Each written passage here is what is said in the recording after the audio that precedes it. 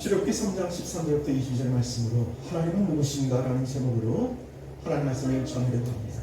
우리 제목 같이 하겠습니다. 하나님은 누구신가? 하나님은 누구신가? 하나님은 누구실까요? 우리는 지난 시간에 나는 누구인가? 라는 말씀의 제목을 먼저 살펴봤습니다. 나는 누구라고 배웠죠? 나는 하나님께로 부으심을 입은 사람이다. 이것을 소명이다라고 말씀드렸습니다. 하나님이 만나는 곳, 하나님이 임재하시는 그곳은 거룩한 곳입니다. 그 거룩한 곳 중에 하나가 교회다, 우리 주안의 교회다라고 말씀을 드렸습니다. 하나님 우리를, 나와 여러분을 주안의 교회로 불러주신 줄로 믿으시기 바랍니다. 두 번째로 나는 누구일까요? 나는 하나님께로부터 보내심을 받은 사람이다 라고 말씀을 드렸습니다. 모세는 애굽 땅으로 보내심을 받았죠. 우리는 죄악이 가득한 세상으로 보냄을 받은 사람들입니다. 이 보냄을 받았다는 말이 사도입니다. 아포스톨리스 이렇게 하잖아요. 이 사도예요. 예수님의 제자를 사도라고 부르는데 그들이 보냄을 받은 사람들이기 때문에 그렇습니다. 저 여러분도 사도입니다. 이 사도가 감당해야 될 그 일, 그것을 사명이다라고 말씀을 드렸습니다. 그래서 세 번째 나는 누구인가? 나는 하나님과 함께하는 사람이다라고 말씀을 드렸습니다. 이것은 사명을 감당할 원동력이 되는 것입니다. 나는 누구라고요? 나는 하나님과 함께한 사람인 것입니다.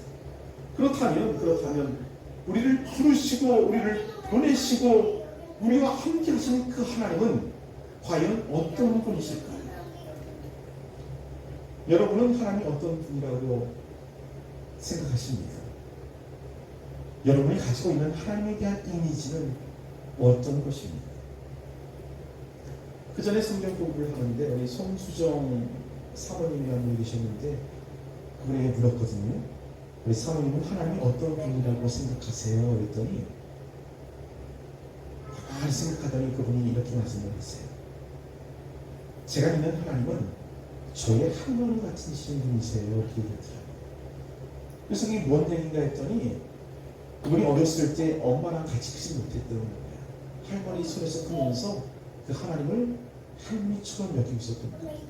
그분에게 할머니는 사랑이었죠.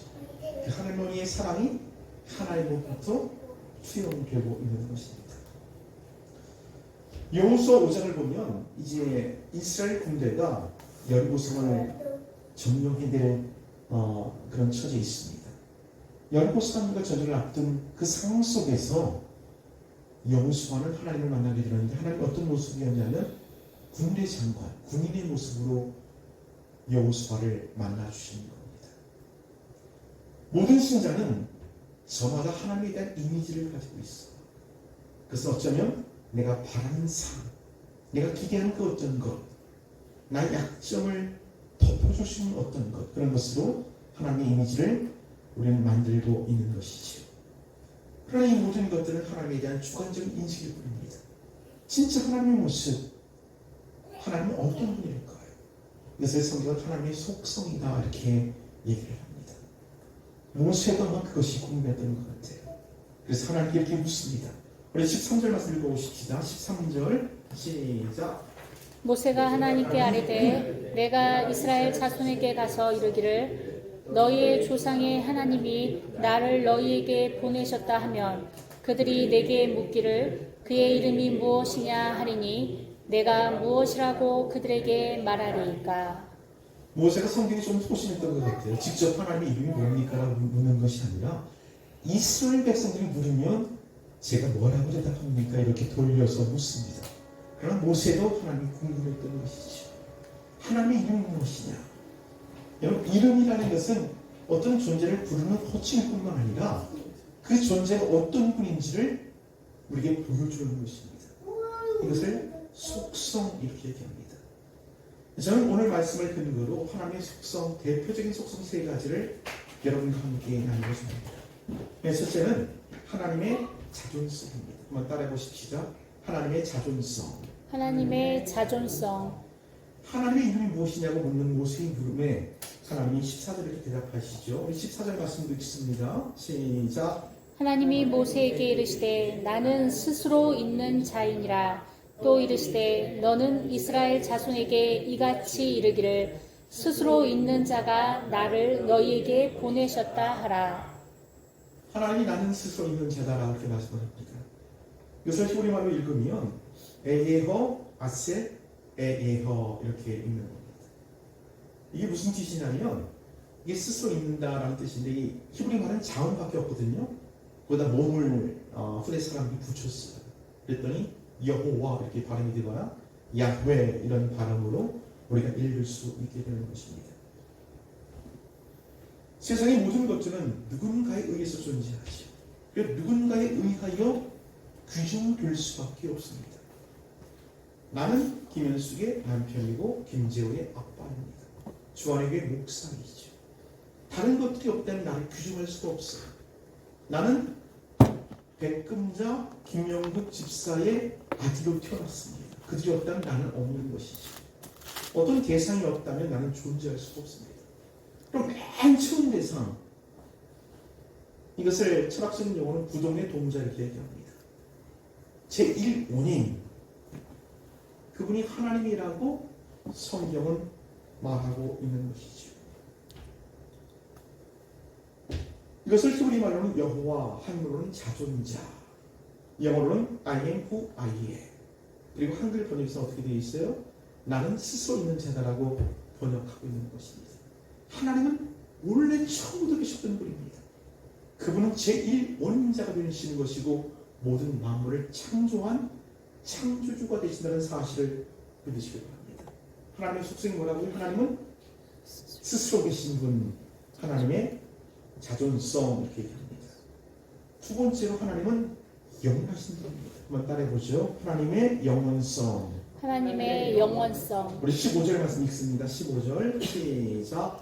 하나님이 또 모세에게 이르시되 너는 이스라엘 자손에게 이같이 이르기를 너희 조상의 하나님 여호와 곧 아브라함의 하나님 이삭의 하나님 야곱의 하나님께서 나를 너희에게 보내셨다 하라.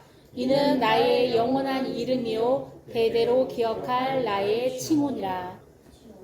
하나님은 아브라함 때도 살아계셨고 이삭 때도 살아계셨고 야곱 때도 살아계신 하나님입니다.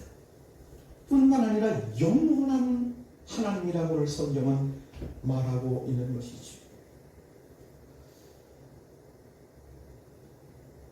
사랑하는 여러분, 영원이라는 말의 그 개념이 이해가 되십니까? 이런 이야기가 있더라고요. 하루살이하고 메뚜기하고 어느 날 따뜻한 날 아주 재밌게 놀았어요. 근데 해가 미역미역 서서로 넘어가는 이제 오후각이었습니다. 그때 메뚜기가 이렇게 얘기하는 거죠. 하루살이야. 너무 재밌었어. 우리 내일 또 만나서 놀자. 그랬더니 하루살이가 뭐라고? 내일이 뭐야? 내일이 뭐야? 내일은 오늘 해가 다 지면 꼼꼼해지거든. 내일 아침에 해가 뜰 거야. 그때가 내일이야. 근데 하루살이는 내일을 알 수가 없어요. 하루밖에 못 사니까. 그 메뚜기가 또 어딜 가다가 개구리를 만나는 거예요. 개구리를 재밌게 놀았어. 근데 개구리가 이렇게 얘기합니다. 메뚜기야 너무 즐거웠어. 근데 날이 추워지니까 이제는 더 못 놀 것 같아. 나 땅속으로 들어가야 되거든. 내년에 만나서 또 놀자. 그랬더니 메뚜기가 뭐라고 그래? 내년이 뭐야? 내년이 뭐야? 우리 인간은 70년, 80년, 길어야 100년을 삽니다. 영혼이 뭘까요? 그걸 어떻게 이해할 수가 있을까요?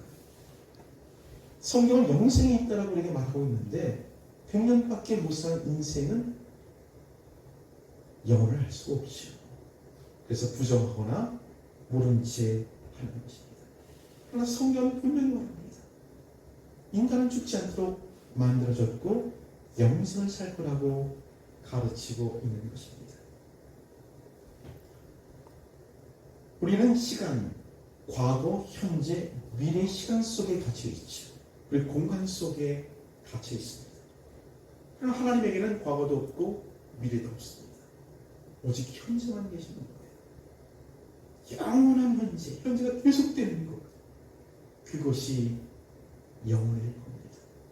그래서 하나님은 평면에 우리 인생을 쭉 펼쳐보고 계시는 거예요. 우리는 과거도 있고 현재도 있고 미래를 향해 나가잖아요. 하나님 이미 다 보고 계시는 것, 그것이 하나님의 영원성이다, 이렇게 말씀을 드릴 수가 있겠습니다. 그러나 여러분, 성경은 하나님의 영원성을 증명하려고 하지 않습니다. 증명할 수 없는 거죠. 다만 하나님의 영원성을 선포할 뿐입니다. 우리는 믿음으로 이해하고 받아들이는 것이죠. 하나님의 속성 두 가지를 배웠습니다. 첫째 뭐라고요? 하나님의 자존성. 두 번째 하나님의 영원성. 세 번째는 하나님의 전지전능성입니다. 한번 따라해보죠. 하나님의 전지전능성. 하나님의 전지전능성. 오늘 본문에서 하나님은 모세의 말에 애국 왕이 어떻게 반응할지를 미리 알려주고 있습니다. 우리 19절 말씀 읽어보십시다. 19절 시작.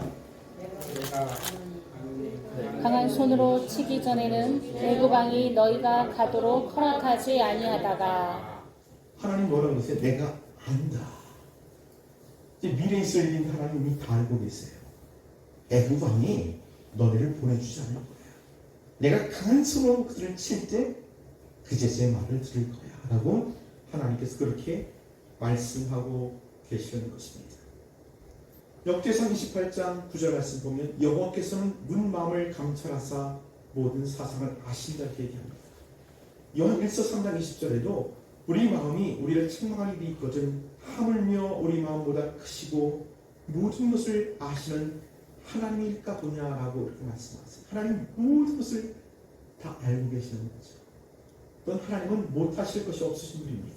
우리 20절 읽습니다. 20절 시작. 내가 내 손을 들어 애굽 중에 여러 가지 이적으로 그 나라를 친 후에야 그가 너희를 보내리라. 하나님께서 모든 이적과 기적들을 행하십니다. 하나님은 안 하시는 것은 있는데 못 하시는 것은 없어요. 안 하시는 건 뭘까요? 죄 짓는 것 하나님은 안 하시죠. 그러나 못 하실 것이 없으신 분입니다. 창세기 17장에 보면 아브라함이 99세 때 하나님이 나타나십니다. 그때 하나님께서 아브라함에게 이렇게 말씀을 하시죠. 나는 전능한 하나님이라 너는 내 앞에서 완전하라 이렇게 말씀하세요. 하나님의 전능성을 성경이 보여주고 있습니다. 또 18장에 보면 그 천사들이 아브라함 집을 방문합니다. 그리고 뭐라 그러냐면 내년 이맘때에 내가 아들을 낳을 것이다 라고 예언의 말씀을 주세요. 근데 장막 뒤에서 사라가 그 얘기를 들어요. 그때 사라 나이가 89세거든요. 근데 막 기득기득 웃습니다. 내가 이렇게 늙었는데 경수가 끊어진 지가 언제인데 무슨 아들을 낳아. 그때 그 천사가 이렇게 말합니다. 사라가 왜 웃으며 이르기를 내가 늙었거늘 어떻게 아들을 낳으려 하느냐. 여호와께서 능하지 못할 일이 있겠느냐 이렇게 말씀합니다. 우리 하나님은 능하지 못할 일이 없는 줄로 믿으시길 바랍니다. 모세를 부르시고 보내시고 함께 하시는 하나님은 어떤 분이라고요? 그거는 전지전능하신 분입니다. 그분이 제가 믿는 하나님, 여러분이 믿는 하나님입니다. 얼마 전에 우리 김시우가 학교에서 그 건강 검진을 받았는데 통지서를 보고 가슴이 철렁합니다. 아이가 그 척추측만증이 있고 빈혈이 있고 가장 심각한 것은 부종시가 있어갖고 왼쪽 눈과 오른쪽 눈 그 시력 사이가 크게 나옵니다. 이게 치유가 안 되는 거거든요. 뭐 가슴이 철떡하는 거예요. 그래서 아이한테 아니 이거 어떡하냐 너 검사가 돼야 된다고 막 걱정을 했더니 얘가 같이 웃습니다. 아빠 왜 그렇게 걱정을 해? 하나님 함께 계시는데 그러고 있는 거야. 하나님 함께 계시는데 그 전지전능하신 하나님이 우리 하나님인데 걱정할 게 없겠지. 우리 이전 목사가 간증했던 것처럼 사실 진짜 걱정할 것은 없어요. 그 하나님을 믿는다. 근데도 우리 신자들은 그 전지전능하신 하나님을 믿으면서 많은 걱정 속에 살아갑니다. 어떤 파리 한 마리가 비행기를 타는 거예요. 비행기를 타고 날개에서 날아다니는데 파리가 걱정이 들기 시작했어. 야, 내 무게 때문에 이 비행기 뜨지 못하면 어떡할까? 떠서 날아가다가 혹시 날개짓 때문에 비행기가 추락하면 어떡할까? 그 걱정하는 거랑 똑같다고 이렇게 예를 드는 것을 읽어본 적이 있습니다. 여러분 믿으시길 바랍니다. 하나님은 전지전능하신 분입니다. 그분이 저와 여러분을 붙들고 계십니다. 이 생뿐만 아니라 영원한 생명까지 책임지시겠다라고 하나님이 말씀하신다는 사실을 믿으실 수 있기를 주의 이름으로 축원합니다. 아멘. 우리 하나님은 자존하신 분이고 영원하신 분이시고 전능한 창조주십니다. 오늘 본문에서 놀라운 것은 그 하나님이 이스라엘 백성들에게 관심을 갖고 계시다는 사실이에요. 말씀 한번 읽어보십시다. 16절 시작. 적무들을 모으고 그들에게 이르기를 여호와 너희 조상의 하나님 곧 아브라함과 이삭과 야곱의 하나님이 내게 나타나 이르시되 내가 너희를 돌보아 너희가 애굽에서 당한 일을 확실히 보았노라. 내가 너희를 돌보아 너희가 애굽에서 당한 일을 확실히 보았다. 하나님이 다 보고 계시다 이렇게 말씀을 하세요. 그 천지를 창조하신 그 창조주께서 무엇 때문에 그 이스라엘 백성들에게 관심을 갖는 것일까? 17절에 이렇게 얘기합니다. 읽습니다. 시작. 내가 말하였거니와 내가 너희를 애굽의 고난 중에서 인도하여 내어 적과 꿀이 흐르는 땅 곧 가나안 족속, 헷 족속, 아모리 족속, 브리스 족속, 히위 족속, 여부스 족속의 땅으로 올라가게 하리라 하셨다 하면 애굽에서 고통받고 있는 이스라엘 백성을 보고 계셨던 그 하나님이 그들을 거기서 출국시켜서 젖과 꿀이 흐르는 가나안 땅으로 인도하겠다고 구원의 의지를 우리에게 분명히 보여주고 계십니다. 우리는 질문이 나죠. 왜? 무엇 때문에? 그 이유를 우리들은 찾을 수가 없습니다. 우리에게는 사랑받을 만한 조건이 전혀 없기 때문입니다. 하나님 앞에 잘하는 것이 아무것도 없어. 오히려 죄악 가운데 하나님을 근심시켰고 하나님을 배반했던 종자들입니다. 근데 하나님이 이런 우리들에게 관심하셨고 우리를 구원하겠다고 말씀하고 있는 것입니다. 이것을 다른 말로 표현할 때 뭐가 있겠어요? 사랑, 그것밖에 없지. 하나님은 우리를 사랑하기로 결정하신 겁니다. 아무런 이유가 없어요. 그저 사랑으로 결심하셨고 사랑을 보여주신 것입니다. 그 사랑의 극치가 예수 그리스도 아닙니까? 그 하나님이 사람의 몸을 입고 이 땅에 오셨어요. 그분이 어떤 분이라고요? 자존하신 분이고 영원하신 분이고 전지전능하신 그분이 그 창조주 하나님이 피조물을 입으신 거예요. 그리고 이 땅에 오십니다. 그리고 사람들 저와 여러분이 지었던 모든 죄를 대신 짊어지시고 십자가에 죽으셔서 그 사랑을 보이십니다. 우리가 아직 죄인이었을 때에 그리스도께서 우리를 위하여 죽으심으로 하나님께서 우리에 대한 자기의 사랑을 확증하셨다라고 성경의 이야기로 가득 차 있습니다. 그래서 성경을 한마디로 말한다면 인간을 향한 하나님의 러브 스토리입니다. 그 사랑 이야기 것이 성경 책인 것이죠. 여러분 그렇습니다. 하나님은 그 위대한 자기 속성으로 우리를 사랑하고 계시는 것입니다. 이 사실을 믿고 붙으셨으면 좋겠어요. 어떤 자매가 있었대요. 이 자매는 그 찬양 단원이었는데 할 때마다 하나님 사랑해요, 하나님 고마워요 이렇게 입버릇처럼 말하는 자매였어요. 근데 어떤 어느 날 이 자매가 찬양날에서 찬양하다 갑자기 눈물을 뚝뚝 흘리면서 이렇게 고백했었답니다. 내가 놀라운 사실을 깨달았어요. 하나님이 나를 사랑하세요. 그렇게 고백했답니다. 사랑하는 여러분, 이것이 말이 쉽지 이것을 깨달은 인생과 깨닫지 못한 인생은 천양지차가 차이가 납니다.